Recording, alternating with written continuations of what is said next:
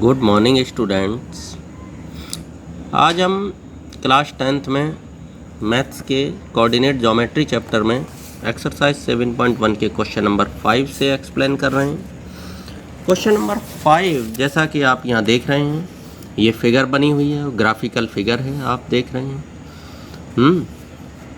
तो इसमें आप देखिए, ये जो ए पॉइंट है इसके कोऑर्डिनेट क्या होंगे। एक्स एक्सिस पे 3 चल रहे हैं, वाई एक्सिस पे 4 चल रहे हैं, तो 3,4 इसके कोऑर्डिनेट हो गए। और इसके 6,1 डी के, बी के क्या हो गए 6,7।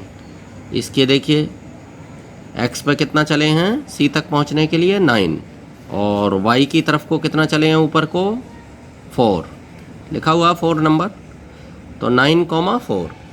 ये सब कोऑर्डिनेट्स मैंने यहाँ लिख लिए हैं। ए के हैं 3,4, बी का 6,7, सी का 9,4 और डी का 6,1। तो अब आपको निकालना है यहाँ A B, B C, C D, D A. देखो मैं बता रहा हूँ, मैंने कल भी बताया था और एक बार मैं आपको क्लियर कर दूँ।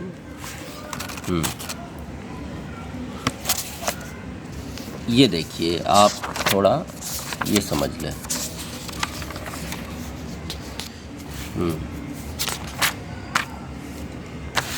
यहाँ देखिएगा, देखिए जैसे कोई स्क्वायर है, तो स्क्वायर में क्या है, ऑल 4 साइड्स इक्वल।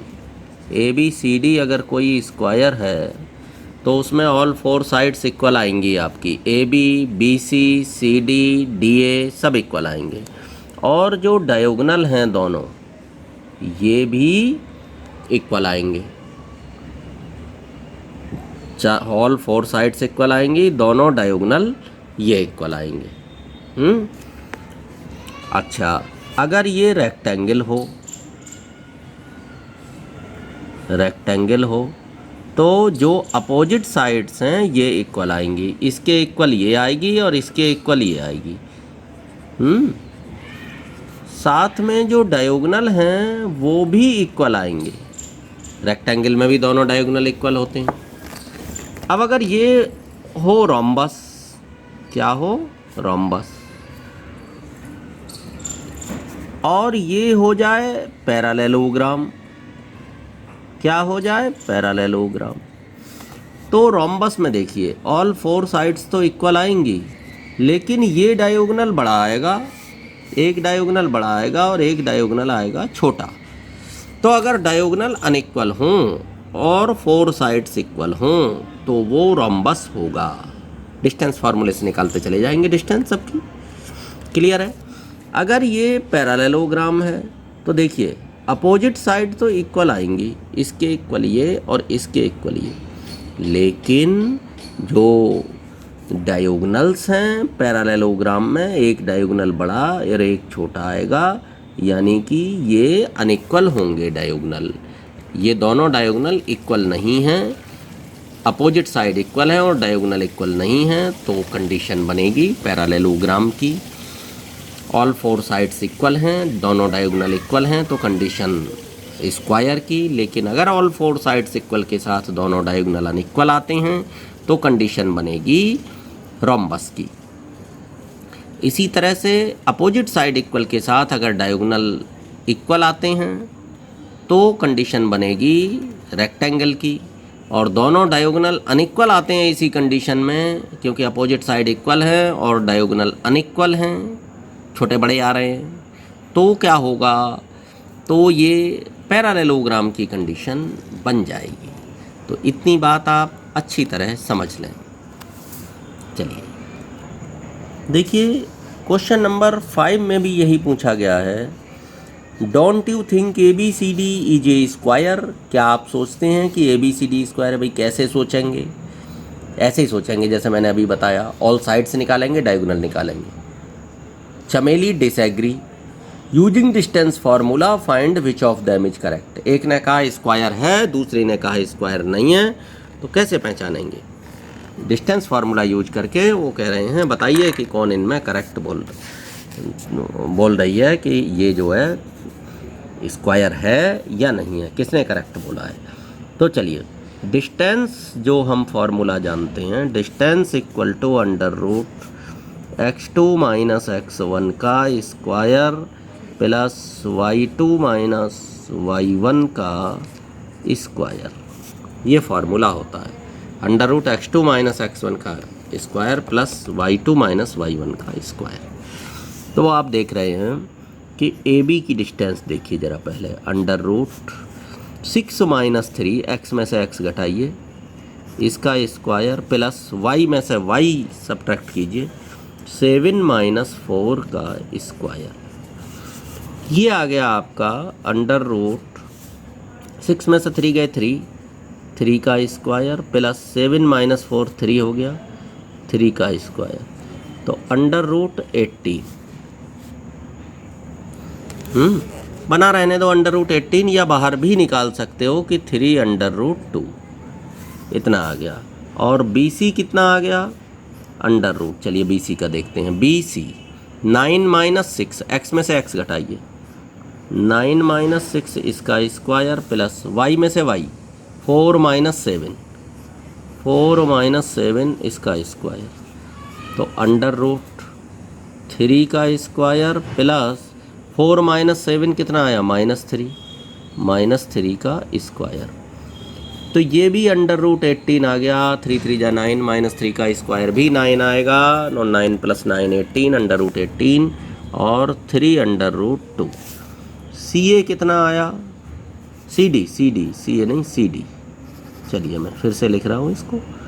CD आया आपका CD अंडर रूट, माइनस करिए 6 माइनस 9, 6 माइनस 9 इसका स्क्वायर प्लस 1 माइनस 4 इसका स्क्वायर। तो अंडर रूट -3 का स्क्वायर प्लस -3 का स्क्वायर। तो ये भी अंडर रूट 18, क्योंकि -3 का स्क्वायर करोगे 9 और -3 का स्क्वायर करोगे 9, 9 प्लस 9 कितना होगा 18। तो अंडर रूट 18, तो 3 अंडर रूट 2। अगर आप नहीं भी खोलें तो भी ये सब इक्वल आता चलेगा अंडर रूट 18, ठीक है ना। अच्छा DA कितना हुआ, तो 3 माइनस 6 इसका स्क्वायर और इसमें 4 माइनस 1,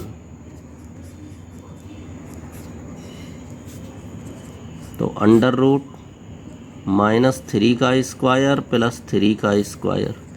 तो ये अंडर रूट 18 माइनस का हो या प्लस का हो, 3 का स्क्वायर 9 और 9 प्लस 9 18, या 3 अंडर रूट 2। अब जो डायगोनल हैं, क्या हैं डायगोनल,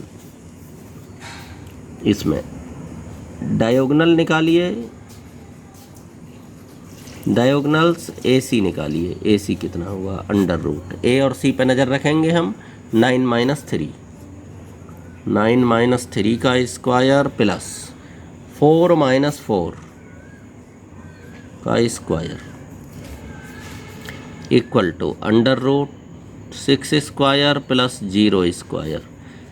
तो ये 6 आ गया, AC हो गया। और BD निकालिए, BD equal to under root, देखिए B और D पे नज़र रखिए, 6 माइनस 6 का स्क्वायर प्लस 7 माइनस 1 का स्क्वायर अंडर रूट, किसी में से कोई सा भी माइनस कर दीजिए, B में से D करिए या D में से B करिए, उससे कोई फ़र्क नहीं पड़ता, लेकिन एक जैसे करिए दोनों में। यानी कि इसमें से ये कर रहे हो तो इसमें से ये माइनस करते रहिए। तो 0 का square plus 6 square that is 6, 36 हो गया, 36 का बाहर निकाल के 6। तो हम देखते हैं, तो here AB equal to BC equal to CD equal to DA, चारों साइड बराबर हैं। और डायगोनल्स, जो डायगोनल्स हैं, AC equal to BD, diagonal भी इक्वल है, चारों साइड भी इक्वल है, तो क्या हुआ square. Hence ABCD is a square. तो तो ABCD एक स्क्वायर है, ये हमने डिसाइड कर लिया। अब जो भी है चंपा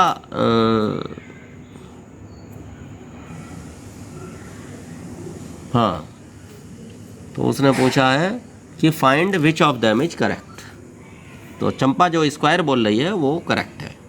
तो ABCD इज ए स्क्वायर। आप देख सकते हैं, ये देख सकते हैं इसको कि किस तरीके से ABBCCD सब निकाल लिए और DA, ये इसके बाद हमने डिस्टेंस फार्मूले से निकाल लिया, डायगोनल निकाला और डिसाइड कर दिया कि दोनों डायगोनल बराबर हैं, चारों साइड बराबर हैं, तो ये फिर एक स्क्वायर। अब आप क्वेश्चन नंबर 6 देख सकते हैं। Name the type of quadrilateral form if any by the following points and give reasons for your answer. तो रीजन देखिए बिल्कुल क्लियर है, ऑल फोर साइड्स हम इक्वल और डायगोनल इक्वल देंगे तो वो स्क्वायर है। कंडीशन पे डिपेंड करता है कि क्या आएगा उसमें, उसी हिसाब से आप उसमें लिखेंगे कि वो क्या है। पैरेललोग्राम होगा तो अपोजिट साइड्स इक्वल देंगे और डायगोनल अनइक्वल देंगे, तब वो पैरेललोग्राम की कंडीशन हो जाती है। तो जैसे इसमें मैं सेकंड पार्ट आपको बताऊंगा, क्योंकि सेकंड पार्ट के आंसर में आ रहा है नो क्वाड्रिलेटरल, तो मैं आपको ये बताऊंगा कि ये क्वाड्रिलेटरल क्यों नहीं है। वो तो स्क्वायर है तो आप कर दोगे, पैरेललोग्राम है तो आप कर दोगे, रोम्बस है तो आप कर दोगे, उसमें आप अपने आप डिसाइड कर लोगे। मैं नहीं समझता अब इसमें आपको प्रॉब्लम आने वाली है। लेकिन जो नो क्वाड्रिलेटरल की कंडीशन है सेकंड में, जो इसके आंसर में आ रहा है, वो मैं आपको अभी क्लियर करता हूँ कि ये कैसे हुआ। चलिए, तो आप देख रहे हैं ये ABCD, ये फर्स्ट और थर्ड पार्ट आप होमवर्क में ले लेंगे, क्योंकि फिफ्थ पार्ट में आपने देख ही लिया है। अच्छा, तो डिस्टेंस फार्मूला ये होता है, हमें AB निकालना है, तो AB तो 3 + 3 माइनस माइनस प्लस हो जाएगा। हाँ, 3 + 3 इसका स्क्वायर, पहले x में अब y में ले लो, 1 - 5 प्लस 1 - 5 इसका square equal to √3 3 6 square plus 1 - 5 क्या हो गया, -4 का स्क्वायर। तो ये √52 आ गया। मैं आपको बताऊं, 6 का स्क्वायर 36 और 4 का 16, 36 और 16 52, √52 13 4 जा 52 होता है, तो 4 का बाहर निकल के 2 आ जाएगा और 2 √13, 2 √13 आ गया। अच्छा, BC निकालिएगा, क्या आ रहा है BC बिल्कुल क्लियर है, तो 0 - 3 कर लें, √0 - 3, B और C पे नज़र रखिए बस। तो इसमें x में से x घटाइए, इसका 0 - 3 इसका स्क्वायर प्लस 3 - 1 इसका स्क्वायर, तो √0 - 3 -3 का स्क्वायर प्लस 3 - 1 2 का स्क्वायर, और ये -3 का स्क्वायर 9 और 2 का स्क्वायर 4, तो ये √13। और CD देखिएगा आप, AB निकल गया, BC निकल गया, CD निकालिएगा क्या हुआ। तो CD -1 - 0 √-1 - 0 इसका स्क्वायर प्लस -4 - 3 -4 - 3 इसका स्क्वायर, आने दो माइनस में, कोई बात नहीं है। -1 का स्क्वायर हो गया ये, और प्लस -4 - 3 -7 का स्क्वायर हो गया, 1 का स्क्वायर 1 और -7 का 49, तो ये कितना आ गया √50। भाई 7 स्क्वायर 49, माइनस का भी प्लस में कन्वर्ट हो जाएगा जब स्क्वायर है, तो 1 का स्क्वायर 1, 49 150। अच्छा, DA देखिएगा, DA कितना हुआ, DA, तो DA में हम देखते हैं, DA में ये देखिएगा, हाँ माइनस कर लीजिएगा, -3 -1 तो +1 हो गया, -3 + 1 इसका square plus -3 minus plus, clear है ना, -3 + 1 इसका स्क्वायर, और ये 5 माइनस प्लस 4, 5 + 4, बाद वाला माइनस होता है ना, एक में से दूसरा माइनस करते हैं, और अगर माइनस का साइन हो तो माइनस प्लस हो जाएगा, क्लियर है आपको। -3 + 1 कितना हुआ, यानी कि -2 का स्क्वायर प्लस 9 का स्क्वायर, -2 का स्क्वायर 4 और 9 9 जा 81, √85। अब आपको ये चीज़ क्लियर हो रही होगी। अब क्या रह गए? डायगोनल। डायगोनल निकालिए। जो डायगोनल हैं वो क्या आएंगे? AC निकालिए। नाउ AC इक्वल टू कितना होगा वो निकालिएगा। A और C इनको देखिएगा। तो 0 + 3 A और C, इसमें से x में से x घटाओ। इसका x में से x घटाइए। 0 - +3, तो मैं लिख लूँ यहाँ 0 + 3 इसका स्क्वायर प्लस, और ये 3 और -5, 3 - 5 इसका स्क्वायर इक्वल टू √9 प्लस 3 - 5 -2 इसका स्क्वायर 4, तो √13। और BD देख लीजिएगा। AC BD देखिए, BD जो डायगोनल BD है वो देखिएगा। BD में ये -1 - 3 √-1 - 3 इसका स्क्वायर प्लस -4 - 1 इसका स्क्वायर, तो √-1 - 3 -4 का स्क्वायर प्लस -4 - 1 -5 का स्क्वायर, √41। ये आ गया। 4 का स्क्वायर 16, 5 का 25, 25 और 16 41। अब आप देख लीजिएगा। अब आप इसमें ये देख रहे हैं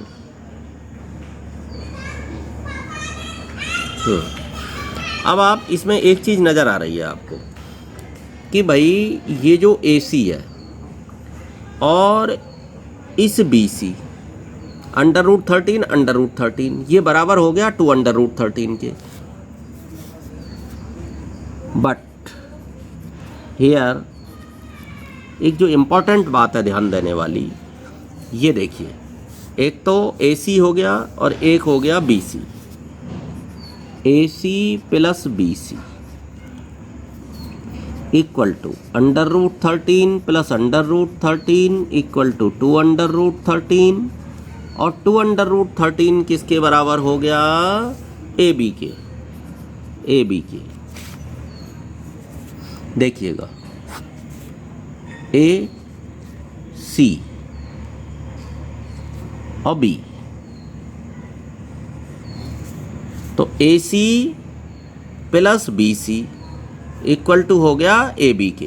तीनों स्ट्रेट लाइन पे √13, इसको √13, और दोनों को जब हम मिला देंगे तो AB की डिस्टेंस आ गई 2 √13,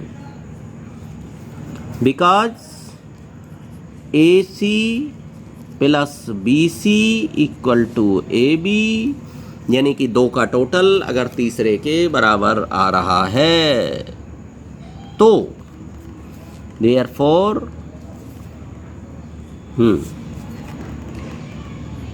A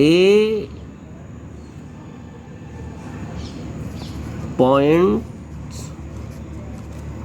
A, B, C are collinear points एक ही लाइन पर हैं। ये कॉलिनियर हो गए, एक ही लाइन पर हैं। देयरफॉर या हेंस करके no quadrilateral is possible. No quadrilateral is possible, कोई भी क्वाड्रिलेटरल पॉसिबल नहीं है। इस कंडीशन में आप देख पा रहे हैं, सबसे पहले तो यहाँ देख लीजिए A B B C C D D A निकल गया ये, और इसके बाद में अब आप इसको देख लीजिए कि नो क्वाड्रिलेटरल पॉसिबल है, क्योंकि हमने ये निकाल लिया कि A C B तीनों कॉलिनियर पॉइंट्स हैं, और जब 4 पॉइंट में से 3 पॉइंट एक ही लाइन में हों तो क्वाड्रिलेटरल नहीं बनेगा।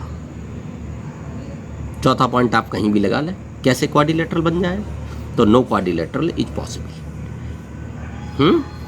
क्लियर है? ये बात समझ आ गई होगी आपको, क्योंकि 3 पॉइंट कॉलिनियर हैं, इसीलिए यहाँ क्वाड्रिलेटरल पॉसिबल नहीं। होने को तो मैं ऐसा कह देता कि चलो ठीक है, बराबर नहीं है, इसलिए ये क्वाड्रिलेटरल है। लेकिन ये क्या बात हुई कि बराबर नहीं है तो क्वाड्रिलेटरल, तो इसलिए नो क्वाड्रिलेटरल है यहाँ। कि इसमें कुछ भी बराबर नहीं है, ये बस दो ही बराबर आई हैं। लेकिन भाई क्वाड्रिलेटरल तो अनइक्वल साइड्स होती ही होती हैं, ऐसी कौन सी बात है। लेकिन यहाँ पर 3 पॉइंट का जो कॉलिनियर होना है ये इंपॉर्टेंट चीज़ है इसमें, ये समझ लीजिएगा। अब क्वेश्चन नंबर 7 देखते हैं। Find the point on x axis which is equidistant from 2 - 5 and -2 9। दो पॉइंट 2 - 5 और -2 9 हैं, उससे एक्स एक्सिस का कोई पॉइंट इक्वल डिस्टेंस पर है। समझ लीजिए क्वेश्चन को, एक्स एक्सिस पर कोई पॉइंट इन दो पॉइंट से इक्वल डिस्टेंस पर है।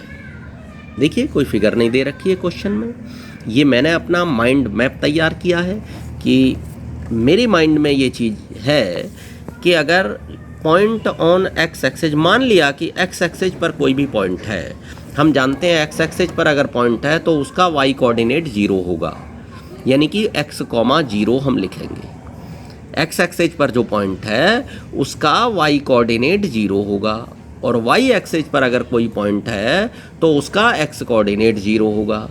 इसीलिए एक्स एक्सिस पर अगर कोई पॉइंट होता है तो हम x, 0 लिखते हैं, और वाई एक्सिस पर अगर कोई पॉइंट होता है तो हम 0, y लिखते हैं। ये सीख लीजिए, क्योंकि हो सकता है कि यहाँ क्वेश्चन एक्स एक्सिस पर है और कभी एग्जाम में आ जाए वाई एक्सिस पर, तो इसलिए अगर वाई एक्सिस होगा तो आपको वाई एक्सिस के हिसाब से पॉइंट लेना पड़ेगा। तो एक्स एक्सिस पर है यहाँ पर तो x, 0, और वाई एक्सिस पर है तो 0, y। पहला x होता है, दूसरा y होता है। तो एक्स एक्सिस पर अगर पॉइंट है तो उसका y 0 होगा, दैट इज x, 0 वहाँ लेंगे पॉइंट। ये तो बात ये क्लियर हो गई। दूसरी बात ये है कि ये इन दो पॉइंट से ये पॉइंट बराबर दूरी पर है, तो मैंने ये ट्राइंगल नहीं है, मैंने एक पॉइंट B लिया इधर और एक इधर C लिया, इसका नाम A रखा, और एक लाइन खींच दी कि ये जो डिस्टेंस है ये बराबर है। तो बस ये, इसको बिल्कुल मत बनाइए, ये आपने अपनी सुविधा के लिए बना लिया है, आपने अपनी सुविधा के लिए बना लिया है। मेन चीज़ तो ये है, क्योंकि इसमें कोई वैसे फिगर नहीं है कि ये डिस्टेंस बराबर है। हमारे दिमाग में एक चीज़ रहेगी, ये डिस्टेंस बराबर है। तो AB = AC या AB² = AC²। समझ आ रहा है? देखिए मैंने, अब आप कहेंगे सर ब्रैकेट लगाइए, अदरवाइज B पे स्क्वायर हो गया। हाँ, कभी कभी आपके मन में ये चीज़ भी आती होगी कि ये जब स्क्वायरिंग की है तो केवल B पर ही क्यों लगा दी है। ये B A से अलग नहीं है, A × B नहीं है। A × B में तो गड़बड़ हो जाता, ब्रैकेट लगा के लगाना पड़ता। लेकिन AB एक लाइन है और लाइन का स्क्वायर है। यहाँ पे AB एक लाइन है, डिस्टेंस है। AB एक डिस्टेंस है हमारी, और उस डिस्टेंस का स्क्वायर है। A और B को अलग करके नहीं देखेंगे। तो AB² = AC²। इसलिए हम एक पे लिखें या ब्रैकेट लगा के लिख दें, एक ही बात है यहाँ पर। तो देखिए, अब AB का फार्मूला √ है, और √ अब मैं लगाऊंगा नहीं, तो डिस्टेंस फार्मूला जो है वो x2 - x1 का whole square plus y2 - y1 का होल स्क्वायर। अब मैं यहाँ लगा देता हूँ, साइड में लिख दूंगा डिस्टेंस फार्मूला x - 2। देखो क्लियर है बिल्कुल। AB क्या हुआ, AB देख रहे हैं आप यहाँ से, AB बिल्कुल क्लियर है, देख रहे हैं। x में से x घटाऊंगा और y में से y घटाऊंगा, तो x - 2, तो x - 2 का स्क्वायर प्लस √ तो उसकी वजह से ख़त्म कर दिया, स्क्वायरिंग कर दी, 0 + 5, 0 + 5 इसका स्क्वायर = जरा AC का देखिए, x + 2 का स्क्वायर प्लस 0 - 9 का स्क्वायर। मैं देख रहा हूँ यहाँ x + 2 माइनस प्लस, और 0 - 9 इसका स्क्वायर। यहाँ लिख दूंगा फार्मूला अगर आप कहें, बिकॉज डिस्टेंस = √x2 - x1 का स्क्वायर प्लस y2 - y1 का स्क्वायर। कहीं ना कहीं फार्मूला लिख देना चाहिए। तो चलिए, अब ये हो गया। अब आप देख लीजिए, इसे खोल दीजिए, x² प्लस 4, 2 का स्क्वायर 4 हो गया, माइनस दोनों की मल्टीप्लाई का डबल 4x, ये हो जाएगा 4x, प्लस 0 + 5 का स्क्वायर 25 = x² + 4 + 4x, और प्लस -9 का स्क्वायर 81। तो एक्स स्क्वायर से एक्स स्क्वायर गया, 4 से 4 गया दोनों तरफ। अब देखिए तो कितना आ गया, -4x और -4x इक्वल टू 81 माइनस 25, ये 4x प्लस का इधर आके -4x, तो कितना आ गया माइनस का 8x, और 81 माइनस 25 कितना आ गया 56।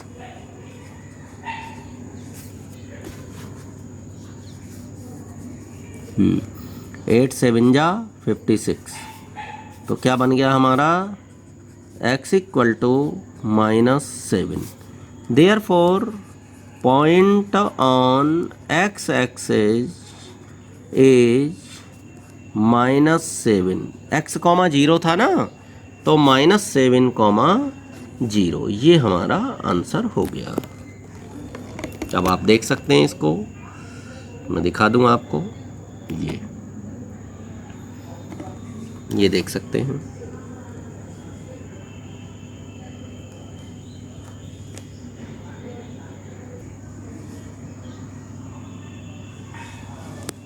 तो students, thank you, have a nice day student.